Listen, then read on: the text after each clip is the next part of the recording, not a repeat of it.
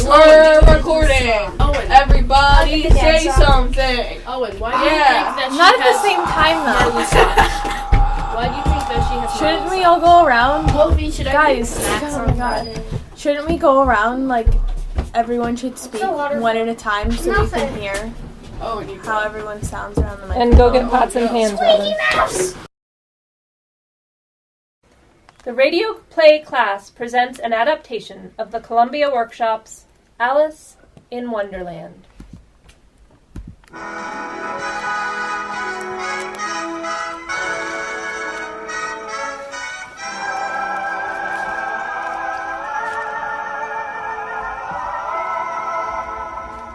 Alice in Wonderland, a fairy story of the 19th century, a bit of a gossamer flimsy, a fantasy for children. Alice, a fairy story. People with human beings. Animals that talk like people. Did they mirror people who act like animals? I do not know. I merely wrote a simple story about a little girl for a little girl. Half the world has, for 72 years, called it childish nonsense. The other half, a significant social satire. To me, it has always been simply Alice's Adventures in Wonderland. Alice, don't fidget so. I beg your pardon, sister, but it is so very dull today. Isn't it tea time yet? Not quite. We'll go into tea when I finish the chapter I'm reading. Why don't you go and pick some daisies? Oh, it is so dreadfully hot to pick daisies. Sister, look, down in the grass, a white rabbit. Mm-hmm. Sister, he has a waistcoat on, and look, he's taking a watch out of it. Oh, Alice, what nonsense. Oh dear, I shall be late. Sister, did you hear that? Hear what? The rabbit, he looked at his watch and then he spoke. Oh, Alice, your imagination. Alice, come back here. Where are you going? I've got to see the rabbit again, sister. Oh, dear, he just popped into that hole under the hedge. But it is a very large rabbit hole. Perhaps I could squeeze through. There! I can still see him. He's down at the end. Oh, I must hurry. I must... Oh, I'm falling! I'm falling! Falling down what seems to be a very deep well. Either the well was very deep or she fell very slowly, for she had plenty of time to look about her and notice the sides of the well were filled with cupboards and bookshelves. After such a fall as this, I shall think nothing of tumbling downstairs. Why, I wouldn't say anything about it, even if I fell off the top of a house. Which is very likely true. Down, down, down. Alice became very drowsy. She had almost fallen asleep when... Oh! Gracious, I've landed. I ought to be hurt, but I don't seem to be. Now, where's the white rabbit? Oh, there he goes! Oh, my ears and whiskers, how late it's getting. He's turned the corner of the passage. Oh, I mustn't lose him. But when Alice turned the corner, the rabbit was no longer to be seen. She found herself in a long, low hall with doors all around it, all locked. In the middle was a little three-legged table of solid glass, but nothing on it but a tiny golden key. Alice tries the key in various doors of the hall, but either the locks are too large or the key is too small. Now she sees a little door about 15 inches high. She tries the little golden key in the lock, and it fits! Alice is opening the door. She is kneeling to look through the passage. It leads to a lovely garden, but she can't even get her head through the doorway. And even if my head would go through, it would be of very little use without my shoulders. Oh, how I wish I could shut up like a telescope. I think I could, if I only knew how to begin. Alice is returning to the table now. She's looking for another key, or perhaps a book of rules for shutting people up like telescopes.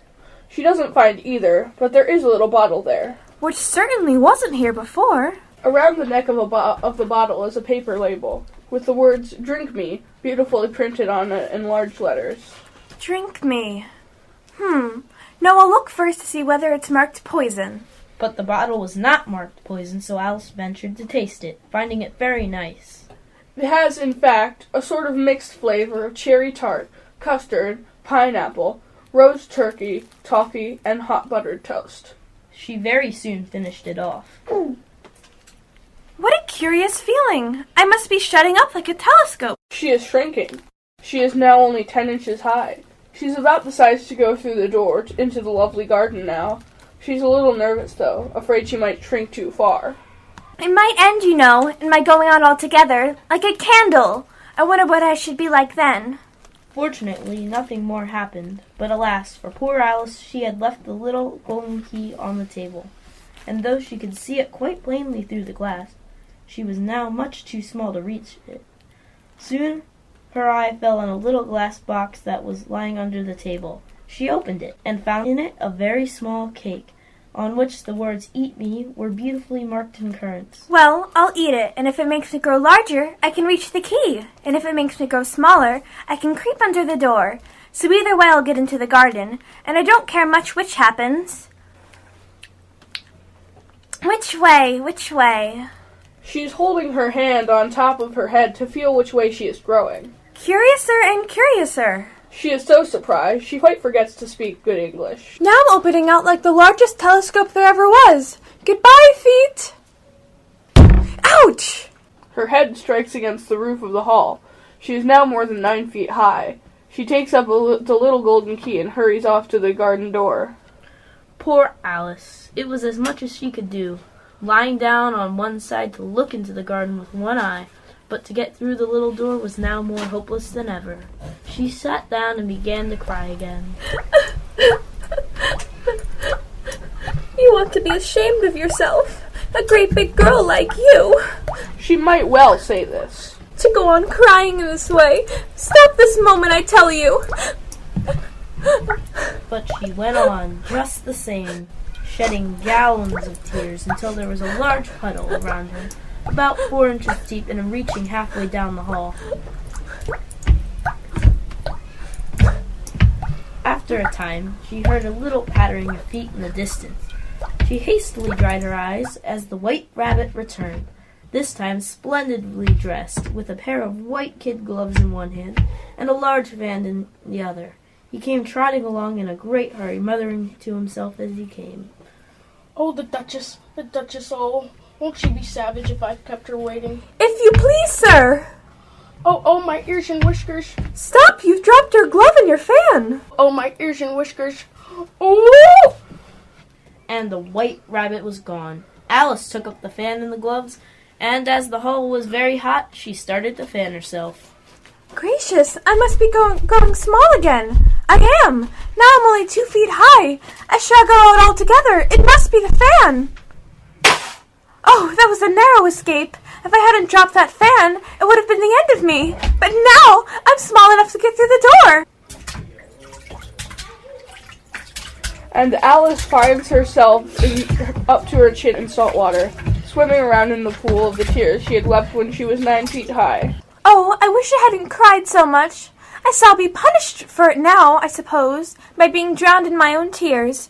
That will be a queer thing, to be sure. However, everything is queer today. Oh, what a fearful racket! It must be at least a walrus or a hippopotamus. Oh no, I've forgotten how small I've grown. It's only a mouse. But it is bigger than I am. Oh, Mouse, do you know the way out of this pool? I am very tired of swimming about here. Oh, Mouse! Perhaps it doesn't understand English. I dare say it's a French mouse. Come over with William the Conqueror. Où est mes chatte? The first sentence in Alice's French book. Translation, where is my cat? The mouse doesn't much like that reference in English or in French. Oh, I beg your pardon. I quite forgot you didn't like cats. Not like cats? What would you like cats if you were me? Well, perhaps not, but I do wish I could show you our cat Dinah. She's such a capital one for catching mice. Squeak! Squeak!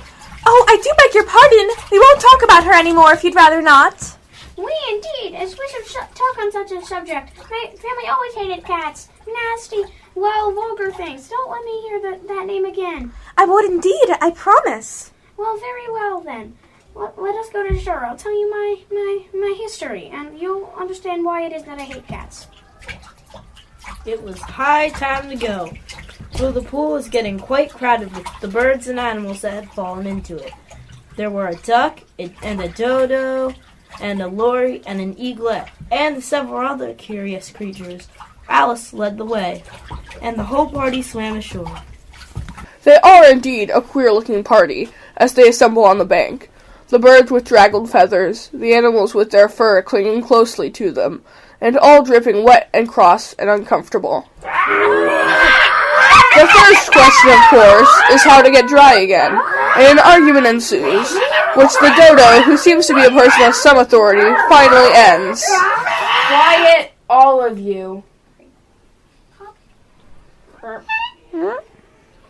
If you really want to get dry, then the best way is a caucus race. What is a caucus race? Why, the only way to explain it is to do it. And, as you might like to try the thing yourself, some winter day I will tell you how the dodo managed it. First, it marked out a race course, in some sort of a circle. Though it is said that the exact shape didn't matter. And then, everyone was placed along the course. Here and there was no 1, 2, 3, and away, but they began running when they liked, and left off when they liked, so that it was not easy to know when the race was over.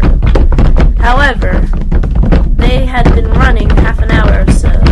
The dodo suddenly called out, The race is over. But who has won? How are we to know? Just a minute. oh my. Let me think. Everybody has won, and all must have prizes. Prizes? But who is to give the prizes? Why, she, of course. Me? Yes, you. I want prizes. Alice had no idea what to do, and in despair, she put her hand in her pocket and pulled out a box of candy, Lucky the salt water had not got into it. and handed them around as prizes. There was exactly one piece all around. But she must have a prize for herself, you know. Of course. What else have you got in your pocket, little girl? Only a thimble. Oh yeah, thimbles! Great. I have a thimble collection. I like thimbles. Hand it over here. There. Thank you. We beg your acceptance of this, elegant thimble. I like thimbles. And now, while we eat our prizes. I can't eat mine. It's a thimble. You're lucky. Mine's too big. Help, I'm choking. Here, some of you. Pat his back. I thank you. Thank you. Oh, there, that's better. I can't taste mine. It's too small. I'm sorry. It's the best I could do.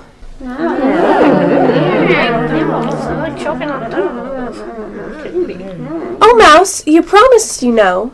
Promised what? To tell me your history and why you hate... You know what. Oh, mine is a long and sad tale. Woe is me. I can see it's a long tale, oh Mouse, but why is it sad? You insult me by talking such nonsense. Oh, I really meant nothing, but you're so easily offended, you know. I'm afraid. I'm very much afraid that you are a waste of time. Oh, please come back and tell us your story. What a pity he won't stay. I wish our Dinah were here. She'd soon fetch it back. And who is Dinah, if I might venture to ask the question? Dinah's our cat, and she's a capital one for catching mice. And, oh, I wish you could see her after the birds. Why, she'd eat a little bird as soon as she'd look at it, and... Oh, I wish I hadn't mentioned Dinah. No one seems to like her down here, and I'm sure she's the best cat in the world. Oh, my poor Dinah. I wonder if I shall ever see you anymore. There's no use in crying about it. I shall never get out of here unless I set about growing to my right size again. But the great question is, how? Suddenly, Alice noticed a large mushroom growing near her, about the same height as herself, and on top of it, a large blue caterpillar was sitting with his arms folded, quietly smoking a long hookah. The caterpillar took his languid time about noticing Alice. And who are you? I hardly know, sir, just at present. At least I knew who I was when I got up this morning. What do you mean by that? Explain yourself. I can't explain myself, I'm afraid, sir, because I'm not myself, you see. I don't see. I'm afraid I can't put it more clearly, for I can't understand it myself to begin with, and being so many different sizes in a day is very confusing. It isn't. If you change as much as I have today, you'd feel a little queer, too. Not a bit. Well, perhaps your feelings are different, but it feels very queer to me. You? Well, who are you? I think you ought to tell me who you are first. Why? Oh, I'm afraid we're not getting anywhere at all. Come back here. I have something important to say. Well, what is it? Keep your temper. Is that all? Yes. Good day to you, my dear. But, and now, which is which? I guess I'll try the right-hand piece first. Oh, I'm getting smaller so quick! My chin hit my foot! I have to eat some of the left piece right away! It is so hard to get my mouth opened! There! Come, my head's free at last! As she grew larger, she saw across the top of the mushroom a little house about 4 feet high. I can never visit that lovely place if I grow to my full size, so I'd better stop here. She is nibbling a little on the right-hand piece. Now a quick nibble on the left-hand piece. She is now established at 9 inches. As she approached the house, a fish, dressed in a footman's livery, came out of the woods and rapped loudly on the door. It was opened by another footman in livery, who was really a frog. Alice crept behind a bush to listen as the fish footman presented a great letter nearly as large as himself. For the Duchess, an invitation for the Queen to play croquet. From the Queen, an invitation for the Duchess to play croquet. They both bowed, and the curls of their white wigs got entangled together. Alice laughed so much at this that she had to run back into the woods for fear of their hearing her. And when she peeped out, the fish footman was gone, and the frog footman was sitting on the ground near the door, staring stupidly up to the sky. Alice went up to the door and knocked.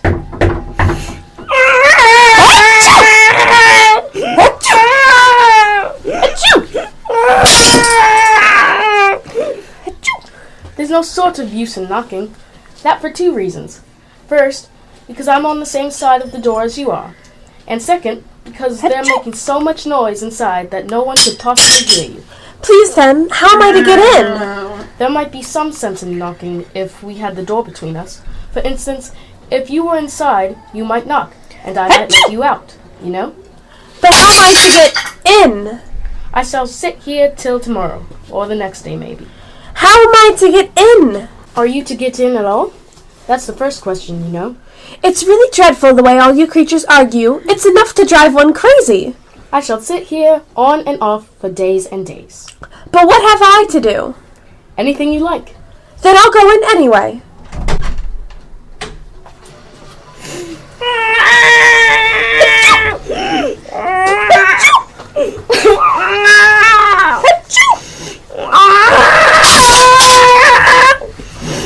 The door leads into a large kitchen. It is full of smoke. The Duchess is sitting on a 3-legged stool, nursing a baby. The cook is stirring a large cauldron of soup, and she throws pepper in by the shakerful. A large cat is laying on the hearth, grinning from ear to ear. He doesn't sing. Neither does the cook, but everyone else does. Please, would you tell me why your cat grins like that? It's a Cheshire cat, and that's why, pig. Were you speaking to me? No, I was speaking to this brat. Oh. Take that! And that! And that! Oh, be careful! What are you throwing pots and pans at the baby for? That happens every afternoon at 4 o'clock. Oh, please mind what you're throwing. Cook, be careful! Don't! Oh! Oh, there goes his precious little nose! Speak roughly to your little boy, achoo! Then beat him when he sneezes. He only does it to annoy, achoo! Because he knows it teases. Wow! Wow! Wow! Here, you may nurse it a bit, if you like. Catch! Oh! Please, I nearly dropped it. I must go and get ready to play croquet with the queen. Take that, you toad! Miss her again! If I don't take this child away with me, they're sure to kill it in a day or two. It would really be committing murder to leave it behind. Don't squeal, my dear. That's not a proper way of expressing yourself.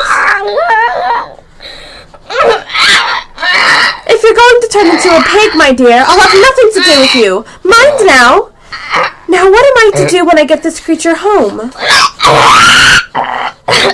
I guess there'll be no taking you home. You'll be happier out there in the woods. Run on.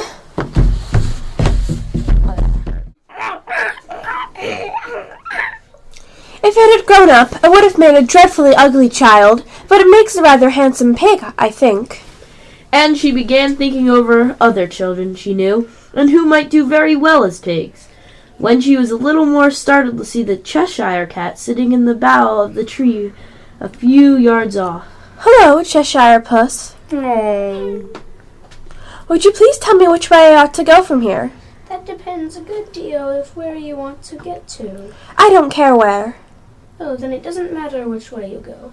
What sort of people live round here? In that direction lives a hatter. That direction lives a March hare. Visit either. Both are mad. But I don't want to go among mad people. Oh, you can't help that. We're all mad here. I'm mad. You're mad. How do you know I'm mad? You must be, or else you wouldn't have come here. Do you play croquet with the queen today? I should like it very much, but I haven't been invited yet. You'll see me there. Well, he's disappeared into thin air. No, here he comes back. By the by, what became of the baby? I nearly forgot to ask. It turned into a pig. I always thought it would. I wonder if he's disappeared for good now. Well, who shall I go to visit? I've seen hatters before, so I imagine the March hare will be most interesting. And since this is May, it won't be ravening mad. At least, not so mad as it was in March. Did you say pig or fig? I said pig. All right.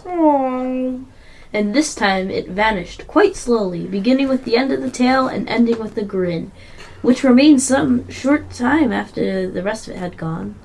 The end. In the middle. Your name is I forgot my name. Something. Credits. I'm Dawn Star Sarahs-Borchelt. I'm the teacher for the class and the announcer. I'm Wolfie Borchelt, and I play the first narrator and the cook! I'm Harrison Homack, and I play the second narrator and the duck. I'm Ani Verity, and I play Alice. I'm Celia Verity. I play the sister, the dodo, and the duchess. I'm Nicholas, and I play the rabbit, the caterpillar, and the frog. I'm Marley Homack, and I play the eaglet, Lori, baby, and I do the meows for the cat. I'm Owen, and I do the mouse, the cat, and the fish. I am Robin Borchelt, and I do sound effects.